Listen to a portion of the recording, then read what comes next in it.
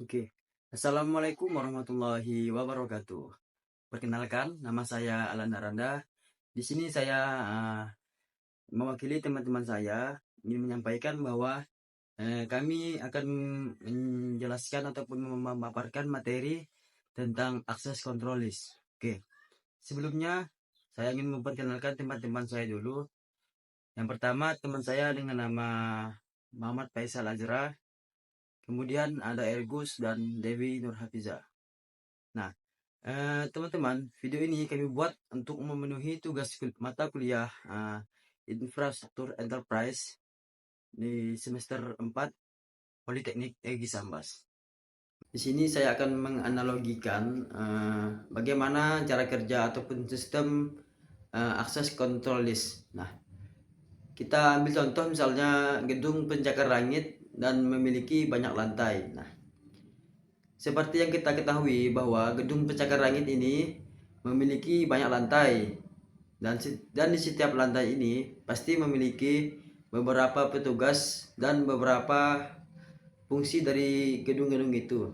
Nah, setiap orang yang masuk ke gedung itu maka diberikan kartu akses. Nah, tetapi kartu ini hanya bisa membuka lantai tertentu sesuai dengan hak aksesnya. Misalnya begini, petugas kebersihan hanya bisa ke lantai 1 sampai lantai 5. Nah, kemudian karyawan bisa ke lantai 1 sampai lantai 20. Nah, dan manajer bisa ke semua lantai pada gedung itu. Nah, di sini sudah mendapat beberapa contoh, beberapa pengertian mengenai akses kontrol di sini. Nah, dari analogi ini kita bisa mengambil kesimpulan bahwa uh, sesuatu jaringan atau suatu sistem ini pasti memiliki hak akses yang berbeda. Dalam contoh tadi seperti di gedung pencakar langit yang memiliki beberapa lantai dan hak akses yang berbeda. Nah, maka dari itu akses kontrolis ini bisa menentukan siapa yang bisa ke lantai mana dan apa hak akses yang diperolehnya. Oke, mungkin dari analogi tersebut kita sudah mendapat gambaran apa sih itu akses control list. Oke, di sini saya akan memberikan sebuah pengertian berdasarkan analogi tadi. Nah, akses control list ini adalah satu teknik yang digunakan di mana untuk mengontrol akses ke jaringan atau informasi. Nah, teknik ini memungkinkan si administrator jaringan untuk menentukan dan mengontrol siapa saja yang dapat mengakses jaringan atau informasi yang tersimpan di dalamnya. Nah, ACL ini juga memungkinkan administrator untuk mengatur hak akses yang berbeda bagi pengguna yang berbeda, sehingga menjamin keamanan dan integritas informasi di dalamnya. Baiklah, saya Muhammad Faisal Azra akan melanjutkan pembahasan mengenai jenis-jenis pada ACL. Jenis-jenis ACL secara umum, ACL terbagi menjadi dua jenis utama, yaitu ACL berbasis daftar putih ataupun whitelist, dan ACL berbasis daftar hitam atau blacklist. Yang pertama, ACL berbasis daftar putih atau whitelist hanya mengizinkan akses kepada entitas yang telah terdaftar dalam daftar tersebut. Dengan kata lain, jika suatu pengguna atau sistem tidak tercantum dalam daftar putih, maka aksesnya akan secara otomatis ditolak. Jenis ACL ini banyak digunakan dalam sistem yang memerlukan tingkat keamanan tinggi, di mana hanya pengguna yang telah diverifikasi yang dapat mengakses suatu sumber daya. Yang kedua, ACL berbasis daftar hitam ataupun blacklist.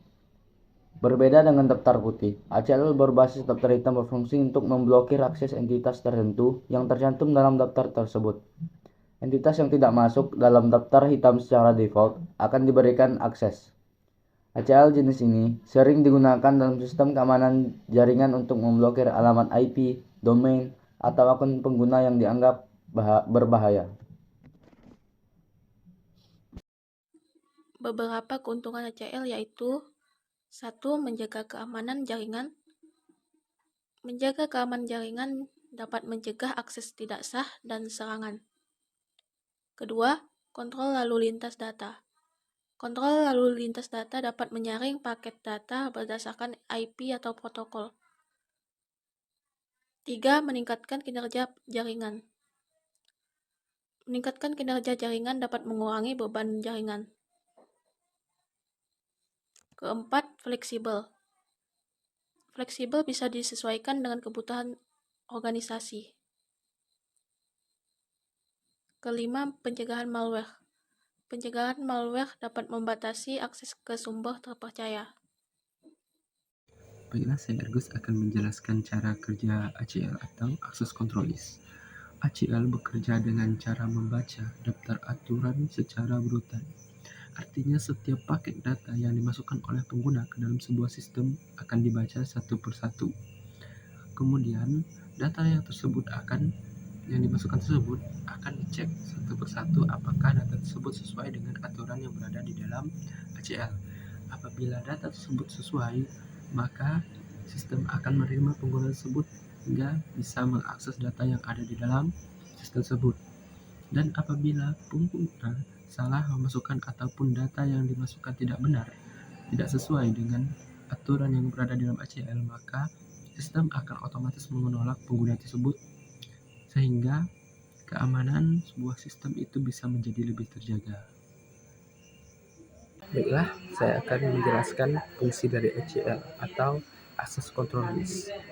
ACL merupakan salah satu komponen yang penting dalam keamanan jaringan komputer. Kalau kita ibaratkan, ACL ini seperti penjaga gerbang digital yang menentukan siapa yang boleh masuk ke dalam sistem, siapa yang bisa mengakses data tertentu, dan siapa yang tidak. Dan sekarang saya akan menjelaskan 3 poin fungsi dari ACL. Yang pertama adalah mengatur siapa yang dapat mengakses jaringan. Kemudian, yang kedua, menentukan hak akses yang berbeda bagi pengguna. Dan yang terakhir, yang ketiga, meningkatkan keamanan data dalam jaringan. Baiklah, kita masuk ke poin yang pertama, yaitu bagaimana mengatur siapa yang dapat mengakses jaringan. Fungsi pertama dari ACL adalah mengatur siapa yang boleh mengakses jaringan. Di sini, ACL bekerja dengan menyaring trafik berdasarkan berbagai parameter, seperti alamat IP, protokol, port, dan sebagainya. Contohnya, dalam lingkungan kantor atau kampus, kita tentu tidak ingin sembarang orang bisa mengakses jaringan internal kita. Nah, dengan ACL, kita bisa mengatur hanya IP tertentu, misalnya IP dari komputer karyawan atau perangkat tertentu. Atau jika di kampus, hanya di komputer-komputer staf dosen ataupun dosen lainnya, dosen pengajar lainnya. Kalau ada perangkat asing atau tidak dikenal mencoba masuk, aksesnya bisa langsung diblokir. Hal ini sangat membantu untuk mencegah akses tidak sah, termasuk dari peretasan atau orang yang memiliki niat yang jahat dalam sebuah instansi atau kampus tertentu. Bayangkan jika jaringan itu adalah rumah kita. ACL itu seperti satpam di pintu gerbang. Dia akan bertanya, siapa kamu, dari mana kamu, dan mau ngapain. Kalau kita tidak punya izin, ya tidak boleh masuk. Seperti itulah ACL. Kemudian yang kedua, menentukan hak akses yang berbeda bagi pengguna.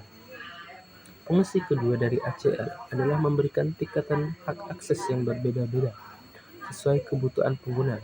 Karena tidak semua pengguna memiliki peran yang sama dalam suatu sistem, maka hak aksesnya pun harus disesuaikan. Sebagai contoh, dalam sebuah universitas, dosen punya hak akses hanya untuk mengunggah nilai. Mahasiswa hanya bisa melihat nilai mereka sendiri, dan bagian administrasi hanya boleh melihat data untuk keperluan pencetakan ijazah atau transkrip nilai. Semua ini bisa diatur dengan ACL. Kalau tidak ada ACL, semua orang bisa saja membuka atau mengubah data yang bukan wewenangnya. Ini tentu berisiko dan berbahaya, karena bisa menimbulkan kebocoran data atau manipulasi informasi. Dalam dunia sistem informasi, pengaturan hak akses ini bisa disebut juga role-based access control, dan ACL adalah salah satu cara untuk mewujudkannya. Karena dengan itu, ACL itu sangat penting sehingga data-data bisa terjaga dan tersebar dengan merata. Kemudian yang ketiga, meningkatkan keamanan data dalam jaringan.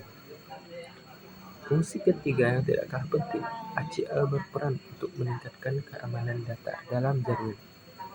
Kita tahu bahwa ancaman keamanan cyber saat ini semakin kompleks, bukan hanya dari luar, tapi juga bisa dari dalam. Misalnya, pengguna internalnya tidak sengaja melakukan kesalahan atau mencoba menyalahgunakan akses.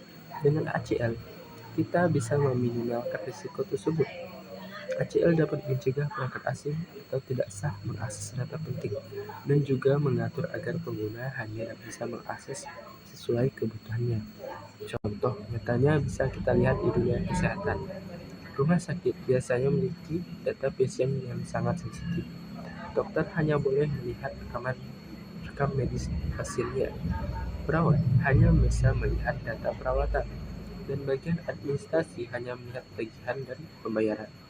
Bayangkan kalau semua orang bisa melihat semua data itu, dan itu bisa saja melanggar privasi dan bahkan hukum dalam dunia kesehatan. Jadi, dengan 3 fungsi utama ACL tersebut, yaitu pertama adalah mengatur siapa yang boleh masuk ke jaringan, kemudian kedua memberikan hak sesuai peran pengguna dan meningkatkan keamanan data dalam jaringan. Dengan menerapkan ACL secara tepat ini, kita bisa menciptakan sistem yang aman, tertib, dan efisien. Kita bahkan bisa menghindari akses ilegal, melindungi data penting, dan memastikan bahwa hanya orang yang berhak yang bisa melakukan tindakan-tindakan tertentu seperti mengubah data ataupun membaca data. Sekian yang dapat saya sampaikan dari fungsi ACL atau Access Control List. Saya ucapkan terima kasih. Baik, jadi dapat disimpulkan bahwa akses control list ini adalah sistem keamanan yang mengontrol akses jaringan berdasarkan aturan tertentu. Nah, dengan ACL, administrator dapat membatasi akses pengguna untuk meningkatkan keamanan dan efisiensi jaringan. Nah, ACL ini bisa membantu untuk mencegah akses tidak sah, termasuk pencurian data, serangan cyber, serangan malware, dan lain-lainnya.